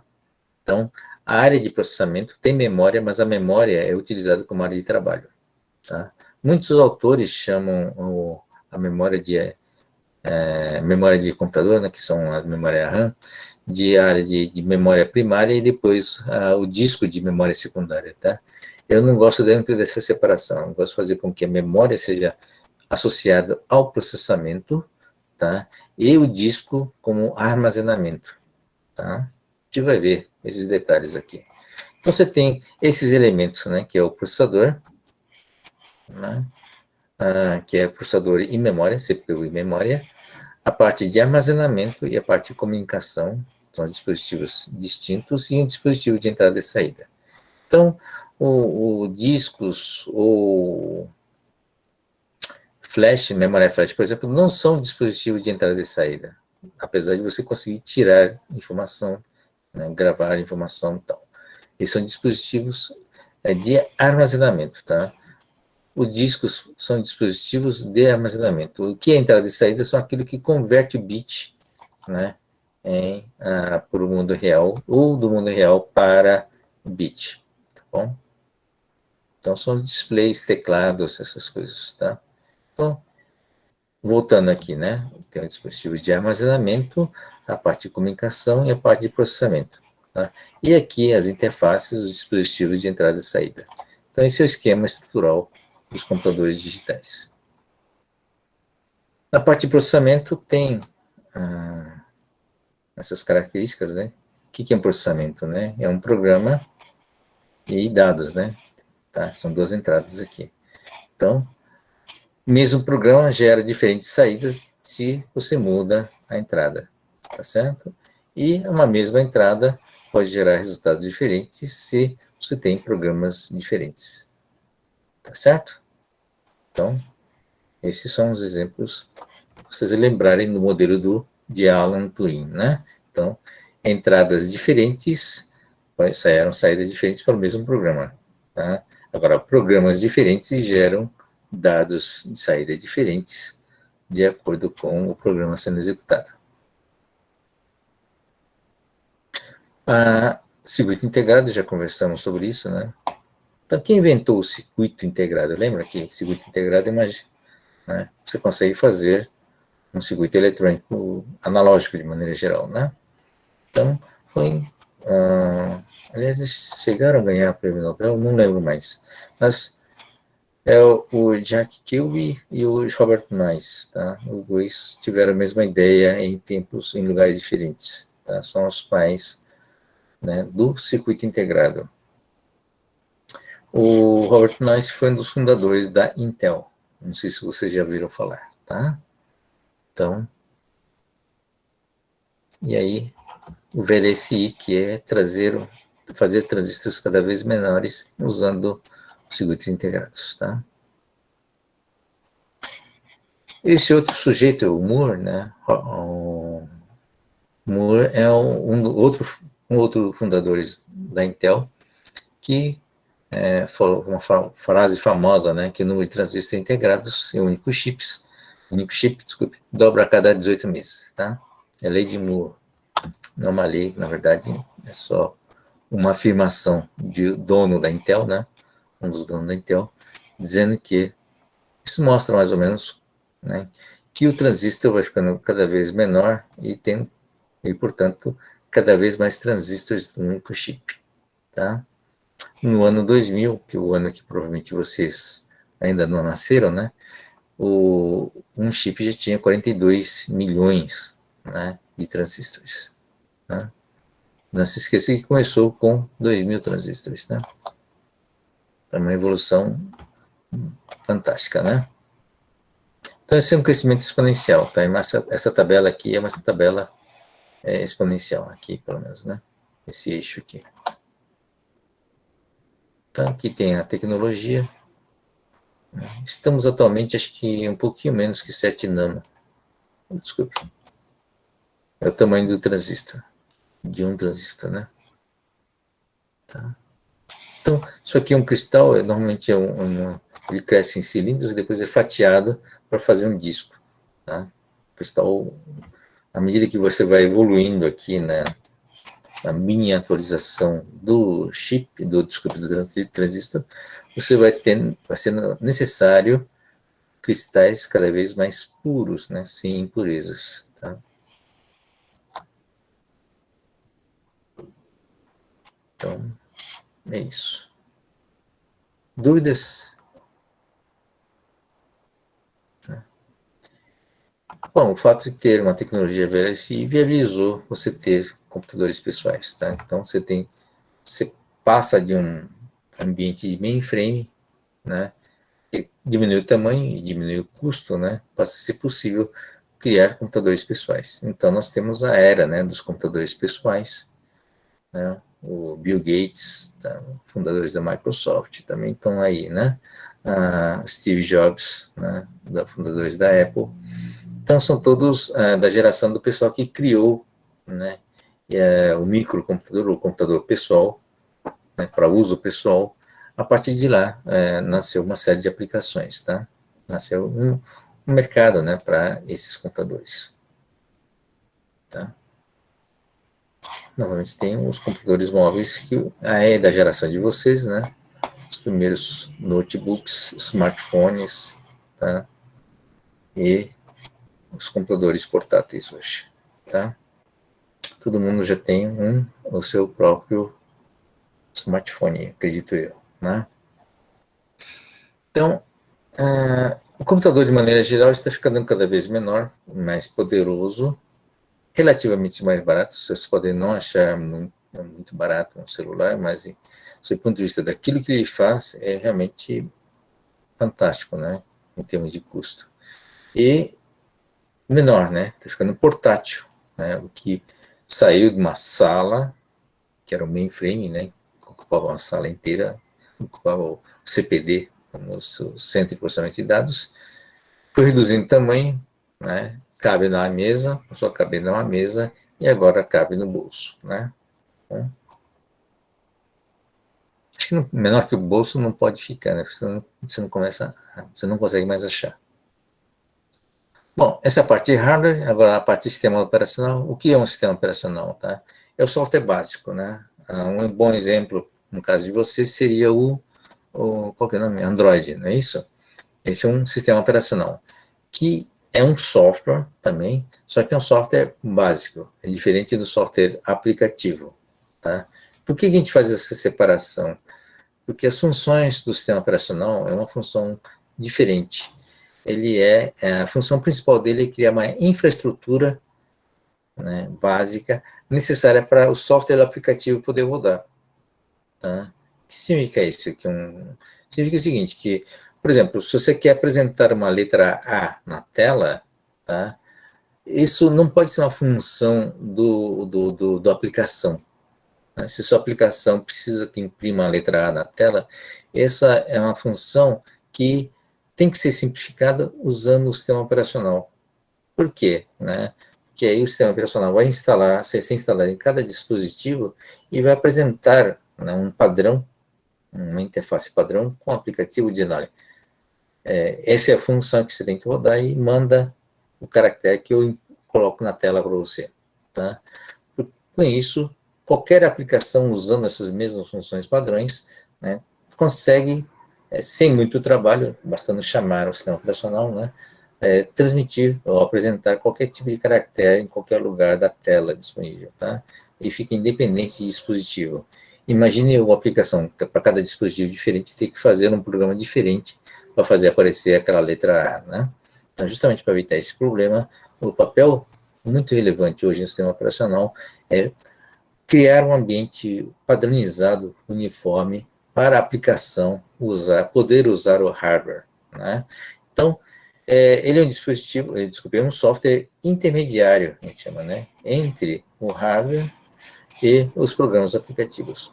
Então, programas aplicativos são desenvolvidos de uma forma mais ou menos concentrada na função, né? E tudo que precisar, né, do hardware, na verdade, a ideia é padronizar.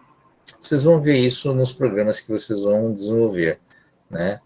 Para aparecer um caractere, por exemplo, você usa a função print, né? Essa função print da linguagem mascara todo um acesso, né, dessa função com o sistema operacional que faz aparecer aquela letra que você usa no print. Tá? Você não precisa desenvolver um software, por exemplo, que escreve a letra A na tela. E você não sabe, você sabe que escrever a letra A, na verdade, significa que você está pintando os pixels, né, para formar o desenho do A.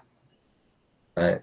E isso tem todo um software no sistema operacional e o hardware, né, que vai cuidar dessa função para você, para o software aplicativo, tá? Inclusive para a linguagem, né? Então, isso facilita muito a vida, porque alguém fez esse programa do software básico uma vez só e depois todo mundo usa, né? Fica muito mais fácil, certo? E além de padronizar, né, a forma de apresentação. Então, essa é uma das funções do sistema operacional, é servir de interface, né, para a aplicação. Fora isso, né, ele tem outras funções. Ele tem uma função que é de gerenciar, né, o hardware. Tá? Então, se tem várias aplicações e estão querendo usar, todo mundo está querendo usar a CPU, todo mundo está querendo usar a tela, né? Quem que vai administrar isso? Quem pode usar, quem não pode usar, tá? Essa é uma outra função do sistema operacional, é gerenciar o uso do hardware, evitar, administrar conflitos de diversas aplicações, querendo usar a mesmo dispositivo de hardware, tá? Então, sintetizando, né, que nós temos as principais funções, são 4 funções do sistema operacional: gerenciamento do recurso de hardware, né, memória, por exemplo, é uma coisa importante, tá? Então, você tem várias aplicações, e várias aplicações vão usando um pedaço da memória, né? Quem vai dizer qual o tamanho da memória e que parte da memória aquela aplicação vai rodar é o sistema operacional, tá? Então, tempo de CPU, conflito no dispositivo de entrada e saída, né, teclado e display, por exemplo, é administrado pelo sistema operacional. Padronizar, né, a interface com o computador, tá, que é isso aqui. Gerenciamento de software aplicativos, tá. Então, muitas vezes o software aplicativo está rodando e ele para buscar uma informação no armazenamento, no disco, certo? Normal, né? Estou fazendo um relatório e vai lá buscar os dados do disco. Só que enquanto está fazendo isso, enquanto está acessando o sistema de disco, onde o disco demora algum tempo para trazer os dados, você deixa o tempo da CPU, quer dizer, para não desperdiçar o tempo da CPU, você chaveia isso para uma outra aplicação que está esperando. A aplicação estava esperando a resposta do disco, o disco já está com os dados, então você consegue rodar essa aplicação. Tá? Então, esse papel de gerenciar a aplicação é também a função do sistema operacional. Então, o sistema operacional é um grande gerente, né, dentro do computador. Tá? Ele faz uma ponte entre a aplicação e o hardware e gerencia tanto o hardware como também a própria aplicação. Tá bom? E a última função, que é uma função típica de um computador pessoal ou do smartphone, né, que é a de servir de interface com o usuário. É por isso que vocês confundem às vezes, né, que o sistema operacional o Android, por exemplo, como sendo uma interface com o usuário, né, mas a grande função dos sistemas operacionais nunca foi fazer interface com o usuário. Isso surgiu só com o computador pessoal, com o DOS e o Windows, né, tá? Porque antes existia o sistema operacional, mas era para gerenciar grandes computadores, os mainframes. Tá? E os mainframes, no fundo, não tinham usuário. Tá? Quer dizer, não tinha um usuário humano direto. Né? O mainframe, como é que o mainframe funcionava? Funcionava através de arquivos. Você entrava com arquivos, né, de programas de arquivo de dados, e mandava executar. Você tinha uma interface, mas só via teclado, né? Só com o administrador que faz essas entradas, e tinha saídas, né? Na forma de outros arquivos ou saída impressa, né? Não tinha tela, não tinha nada de interação com o usuário. Tá? À medida que o computador se tornou pessoal, né, passou a ter uma interface, fazer o papel de interface de usuário, principalmente com o Windows. Antes, né, o Windows e o Macintosh, antes, né, dos computadores, mesmo computadores pessoais, não sei se vocês já viram, né, a interface era só um prompt de teclado. Vocês já viram isso ou não? Quem roda Linux ou quem roda alguns programas, alguns sistemas operacionais mais antigos que não tem interface de usuário, vocês vão ver, tem um prompt, né, que é um marcador, avisando que o computador está guardando os comandos textuais, né, do operador. Não é nem o usuário, é o operador mesmo, né. Aí no teclado o operador vai lá, que lista todos os arquivos, né? Aí depende do sistema operacional. Então você entra com um comando direto no teclado, dá um enter e executa. Certo? Essa era a interface com o operador, né, do computador. Agora, ao se tornar gráfica para os computadores pessoais, o sistema operacional passa a ter a quarta função, né, de servir de interface com o usuário. Bom? Bom, vamos correr. Dúvidas? Tranquilos? O pessoal está acordado ainda? Rapidamente, armazenamento, né? O papel do armazenamento é armazenar os bits de uma forma segura. Então, precisa tomar cuidado com a ideia de armazenamento em memória, tá? Já avisei isso, né? O armazenamento é um processo bem, digamos, consolidado, né? O que é armazenamento. Isso aqui vocês estão vendo aqui a imagem de um CPD da década de 70, tá? Isso aqui não é máquina de lavar roupa, tá? Isso aqui é uma unidade de disco, HD, tá? Esses são discos aqui que rodam, como se fosse uma máquina de lavar, né? Tá?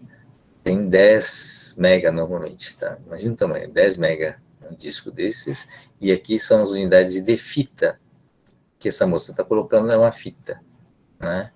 Isso aqui é acesso randômico, como todo disco, você acessa dados em qualquer lugar, né, do disco, mas a fita é um armazenamento sequencial, tá? É usado para fazer backups ou então colocar dados armazenados, quer dizer, no fundo o armazenamento não era muito grande, então você tinha que trazer de uma fitoteca, né, que é o lugar onde ficam as fitas, e trazer os dados, por exemplo, de um determinado ano para carregar, né, ou no disco ou na memória diretamente. Então, parece que seria essas unidades de fita. Tá bom? Um pouco de história.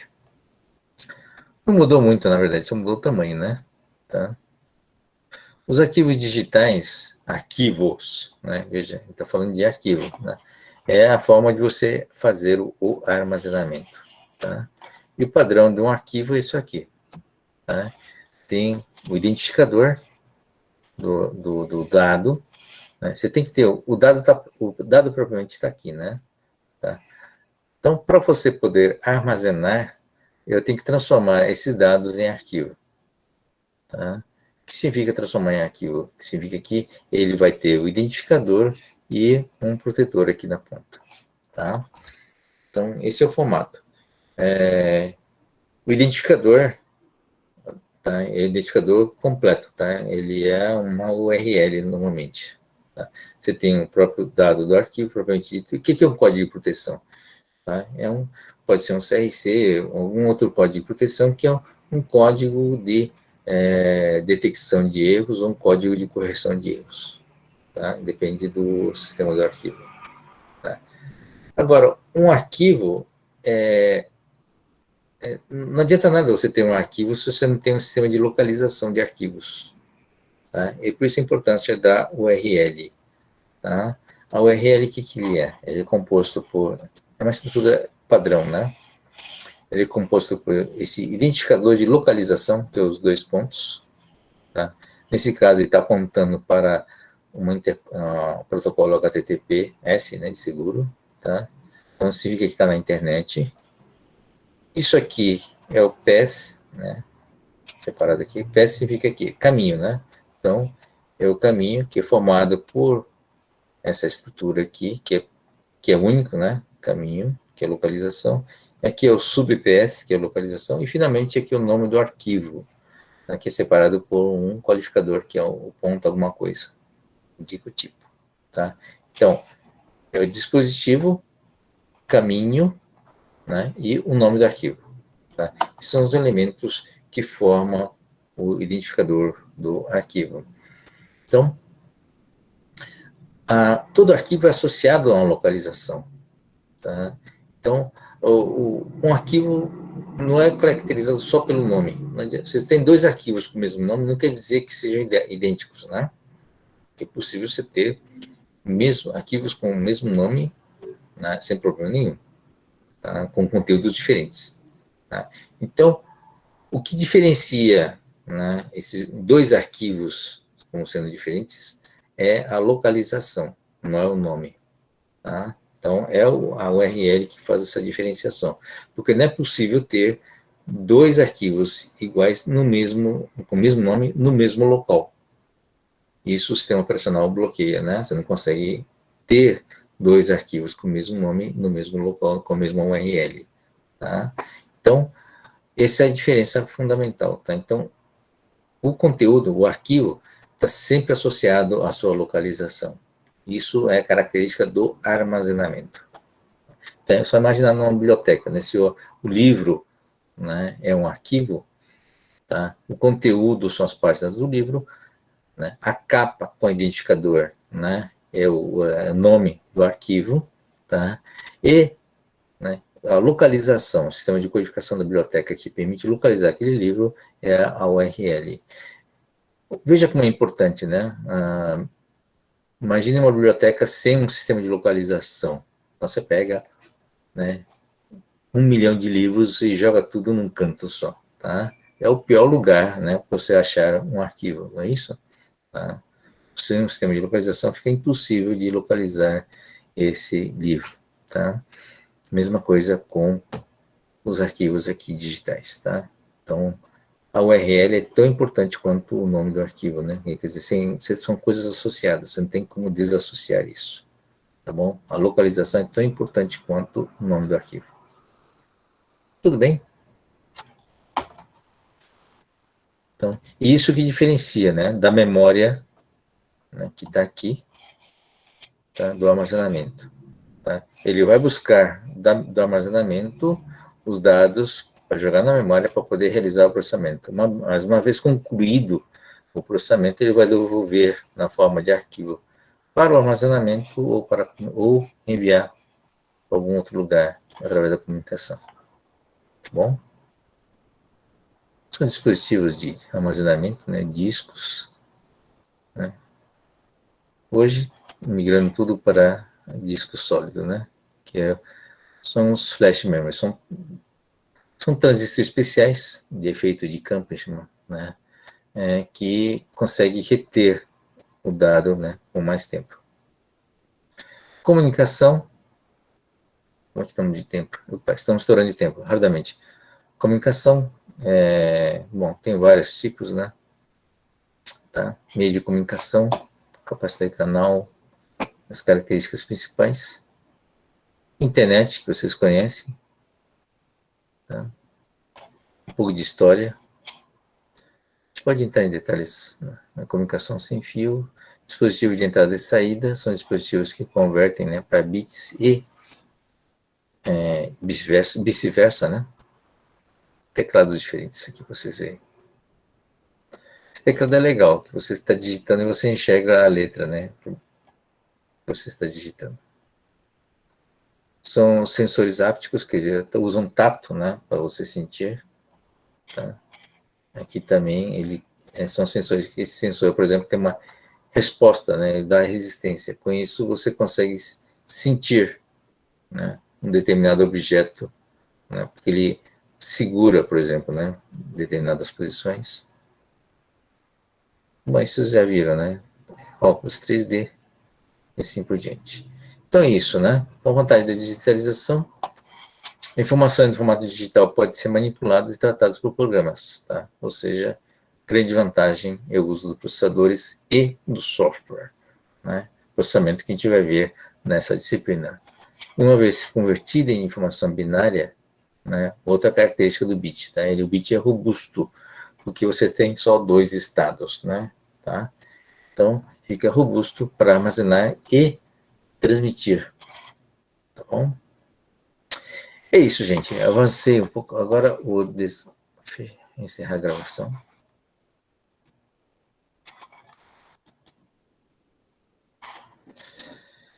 É isso, gente. Foi a parte teórica, né, da parte fundamental. A gente vai entrar depois. O objetivo dessa apresentação foi mostrar a importância do processamento. Primeiro, apresentar o conceito, né, do que é computador, tá, o que é computação, e depois apresentar, né, a importância do processador, do processamento, né, que é o foco nosso, né, dessa disciplina, tá bom?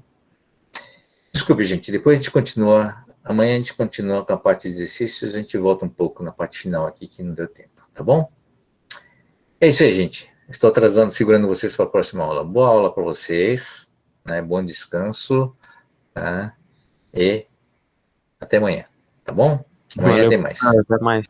Obrigado, pessoal. Obrigado, professor. Boa Eu que noite. agradeço, gente. Tchau. Tá? Até amanhã.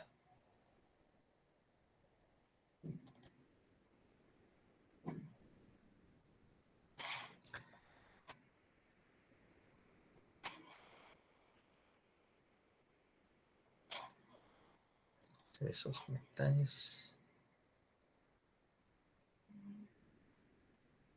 Okay.